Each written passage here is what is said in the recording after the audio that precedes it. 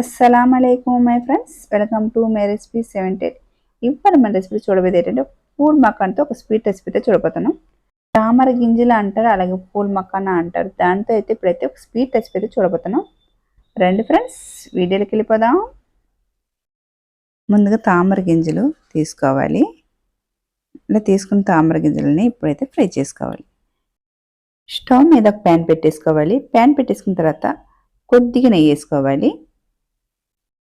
ఇలా నెయ్యి వేసాక నెయ్యి కరగాలి. కరిగిన తర్వాత తీసి పెట్టుకున్న పూల్ మకాన్ని వేసుకోవాలి.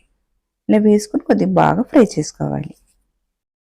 పూల్ మకాన్ని ఇలా ఫ్రై చేసుకొని పౌడర్లాగా చేసుకొని పాడులో కలుపుకొని తాగొచ్చు. ఈవినింగ్ పూట స్నాక్ లాగా తయారు చేసి పిల్లలకి ఇస్తే చాలా ఇష్టంగా తింటారు. నేనైతే ఒకసారి కూర వండాను, అది నా రెసిపీలో కూడా ఉంటుంది, కావాలంటే చూడండి, చాలా బాగుంటుంది. ఇప్పుడైతే పూల్ మకాన్ వచ్చి బాగా ఫ్రై అయిపోయింది. చూసారా, ఇలా పట్టుకుంటే పొడి పొడిలాడిపోవాలి. ఇప్పుడు ఇలా ఉంటే బాగా ఫ్రై అయినట్టు. ఇప్పుడైతే తీసేయాలి. ఇలా తీసుకున్న తర్వాత మళ్ళీ స్టవ్ మీద ప్యాన్ పెట్టేసుకున్న తర్వాత కొద్దిగా నెయ్యి వేసుకోవాలి. కొద్దిగా నెయ్యి వేసుకున్న తర్వాత మనకి స్వీట్ ఎంత కావాలో అంత బెల్లం అయితే వేసుకోవాలి. ఈ బెల్లంలో కొద్దిగా నీళ్ళు వేసుకొని కరిగించుకోవాలి.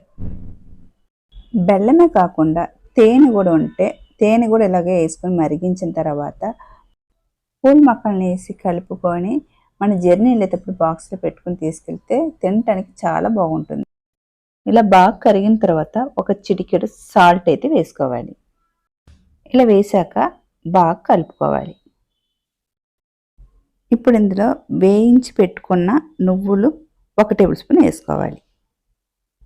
అక్కడక్కడ నువ్వులు కూడా తగులుతూ ఉంటే తినేటప్పుడు చాలా బాగుంటుంది. సోంపు వచ్చి 1 టేబుల్ స్పూన్ వేసుకుంటున్నాను. అది పౌడర్ వేసుకుంటున్నాను. మీ దగ్గర పౌడర్ లేకపోయినా సోంపు ఉంటే లైట్గా వేయించేసి వేసుకుంటే చాలా టేస్ట్గా ఉంటుంది. ఇప్పుడు ముందుగా వేయించి పెట్టుకున్న పూల్ మకాన్ని వేసుకోవాలి.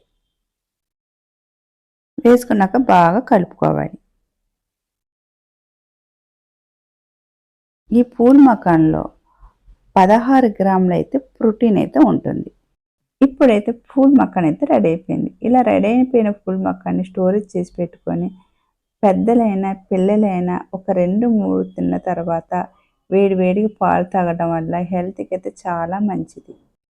కీళ్ళవాతంతో బాధపడేవాళ్ళు, షుగరు, బీపీ ఉన్నవాళ్ళు తీసుకోవడం వల్ల హెల్త్కి చాలా మంచిది. అలాగే నా రెసిపీ నచ్చింది కనుకైతే లైక్ చేయండి, షేర్ చేయండి, సబ్స్క్రైబ్ చేసుకోండి. చూసే ఎవరైతే ఒక లైక్ అయితే కొట్టేయండి. బై ఫ్రెండ్స్, మరొక వీడియోలో మళ్ళీ కలుద్దాం. బాయ్.